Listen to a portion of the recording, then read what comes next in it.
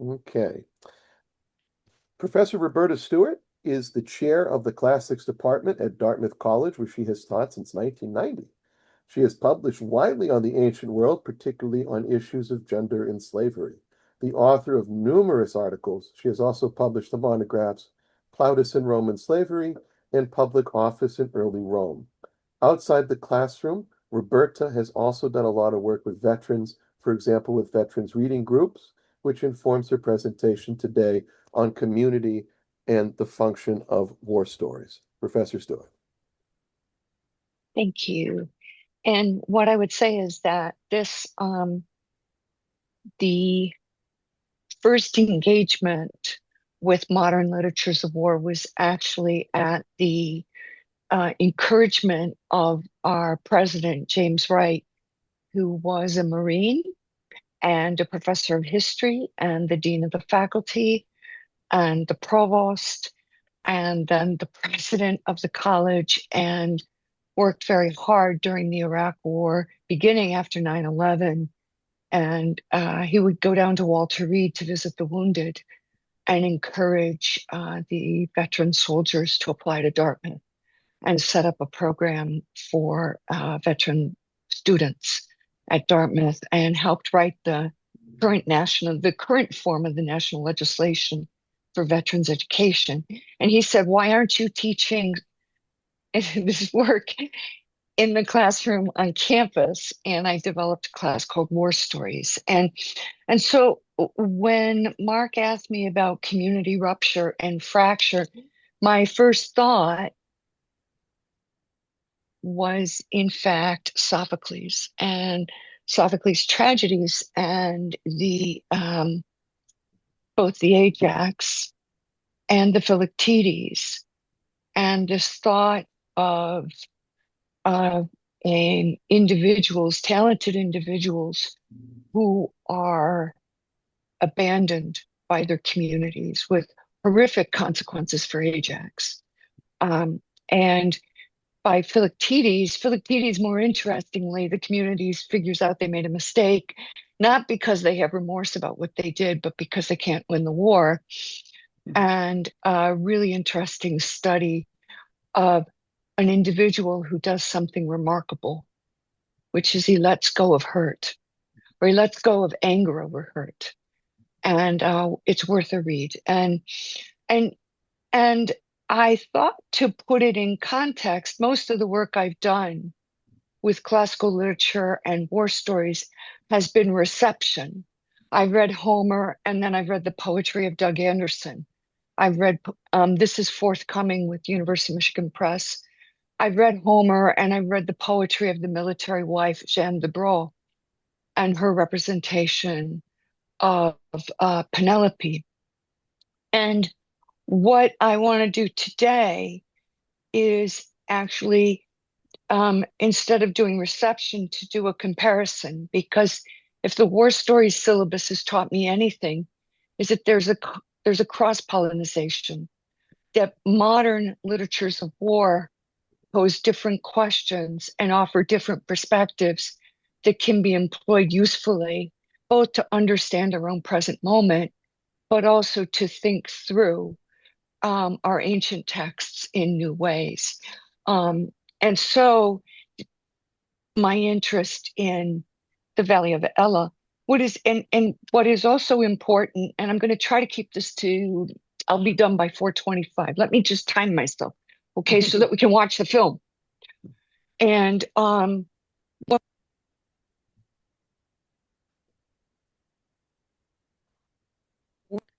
is a particularly important, because this is state-sponsored, state-funded, communally consumed literature. And of course, that all of that is true.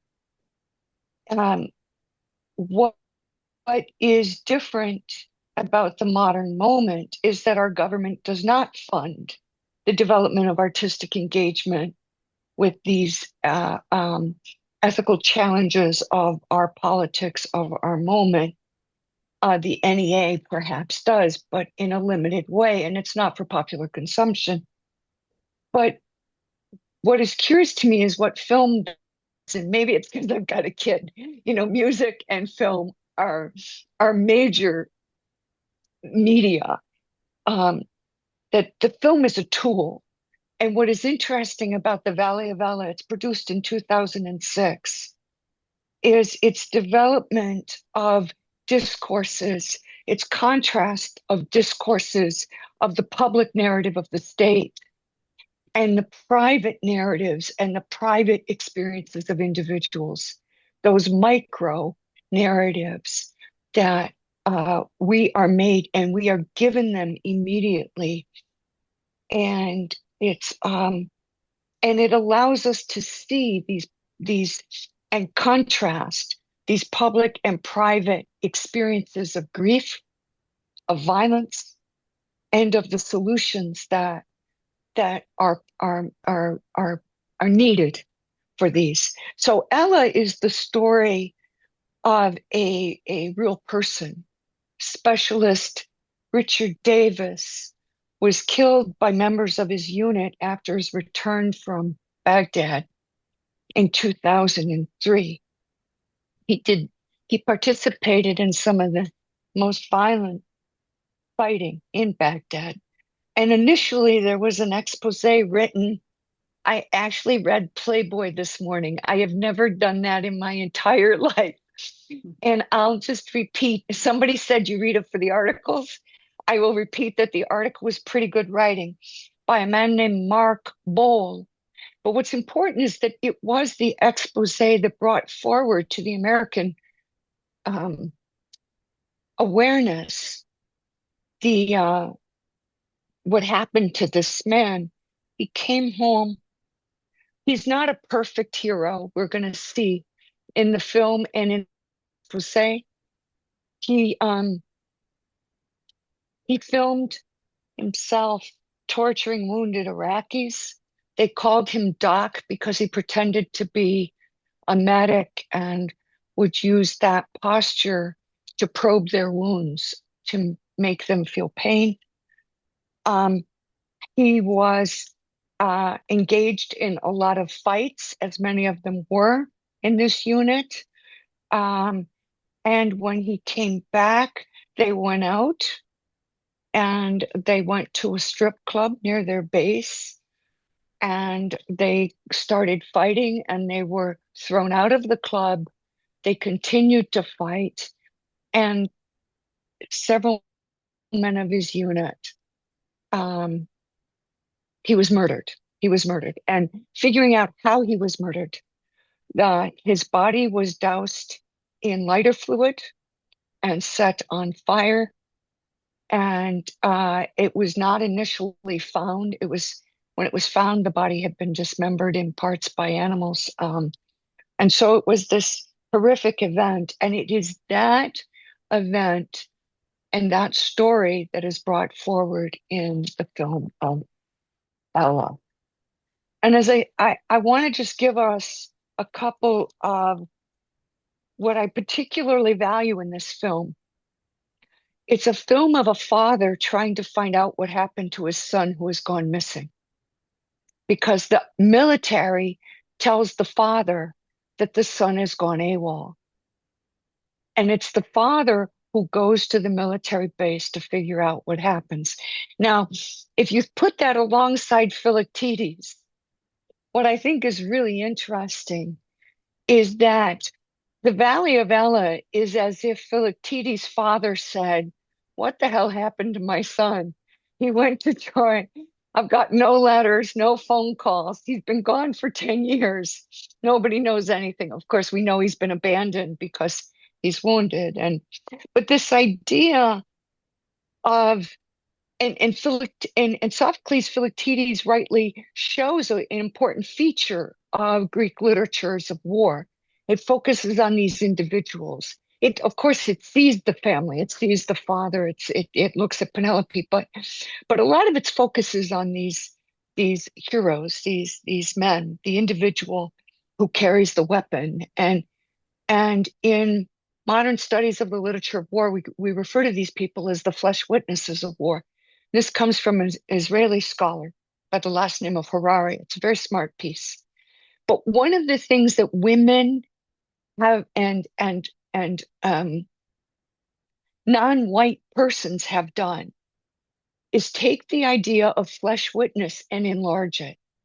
They pointed out to us that when violence is committed in war, there are there are concentric circles of those affected by that violence. The wives, the family members, the communities. When civilians are affected by the violence of war, it's those who are hurt and their families and their communities and their nations. And so the idea of this, I don't want to call it collateral damage because I think it's direct effects of war's violence, of that decision to use lethal violence to solve global problems, um, is being tracked in marvelous ways. And there's two authors. I can type their names in the chat and during the film, but Lily Chalia, I can't pronounce the name, Taliaraki, and Omar Al-Ghazi, and talk about the witnessing of civilian communities to the violence that is being done during war. And so this idea of the flesh witnessing, and then the idea of grief and its resolution. And I hope that as we watch this film, because this is where it gets interesting, what does the film do with the solution to that grief? How does the film understand not only the human experience, but the human stepping forward in that grief, not from that grief, because the grief comes with us, but moving forward with that grief. And so these are the two ideas that I want us to think about. So Ella, I already told you who he was. I told you about Playboy. What is curious is in the film, no, we don't have to worry about that. But what the film does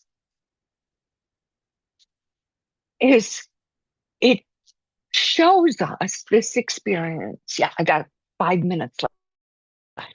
It shows us this experience through the eyes of a military father. As I said, Philippides' father, um, and who just happens to be Tommy Lee Jones, who's one of my favorite actors. But the other thing that it does is, so it's a study of grief, and it's a study of the impact of the loss of a son on a military father who was himself served and was military police, which is true to the story of the young man who was killed. And you watch him in this film. It's beautifully done. How military identity, how a soldier's identity is embodied. And if anyone on this screen has served, his pressing of his slacks, his shining of his shoes that fit perfectly, you'll see under his chair, the way he shaves, the way he grooms, the way he moves his body. He embodies this military identity, and as the grief changes him, we watch that. So the film enables us to see a personal experience of this. But the other thing that it does, which I think is, and of course I do Plautus, so this is like a play within a play, a film within a film.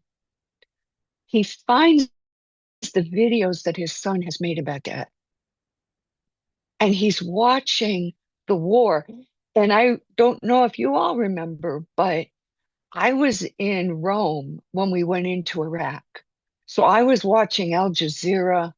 I was watching the Rai. I was seeing footage of the American soldiers and some horrific images. And I came back to the States. It's one of the reasons I got working on with veterans. I came back to the States and I recognized that I could not get good sources, at the level of what I was watching in Europe. And so I started reading military blogs. And that's how I got in contact with the veteran community. Um, these videos are part of the film, and they're scratchy and they're broken, and they make present the invisible war. They make present the war that many of us didn't get to see. And what we see is the violence of the war. And that violence of the war is on every level. This film follows that violence. It's not just in Iraq. It's they start beating on each other. It's not just on Iraq, but it comes home with them. And we watch a dog being drowned. We watch a wife being murdered. We watch these acts of violence that just percolate. And so, who are the flesh witnesses of war? The entire community becomes the flesh witnesses of war.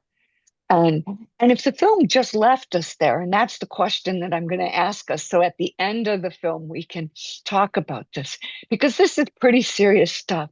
If the film left us with there, that would be an author who was, I mean, it might be, I don't know what you call it. I don't want to call it pornographic, but although Roy Scranton does call a lot of the media about the war, he calls it war porn. But I think it's more than that. I think that there's something else going on. And and um, I think we're meant, and I want you to think about this as you watch the film, is is the film reminding us that these human beings, even the soldiers themselves, become consumed by this violence? And in what way these bodies, these lives are grievable. And I'm not going to, spoiler alert, I'm not going to tell you how it ends, but the ending, we're going to have to talk about the ending. Okay. That's all I'm going to tell you. But the last few minutes, you can't leave until you see the last scene. Um, because it's it's the takeaway. What is, I wrote down this great question I was going to ask. It's on one of my many little paper notes that I've been thinking about all day. Um, but it's what is this takeaway from this film? Because it's the big question. I don't think, good art doesn't have an easy answer. If Homer had one takeaway, he wouldn't have been copied for 2,800 years, which he was, right? What is the takeaway on this film? And it's not a perfect film, but it's a very hard-hitting film. So, Mark, it's time to watch the movie. It's 4:22.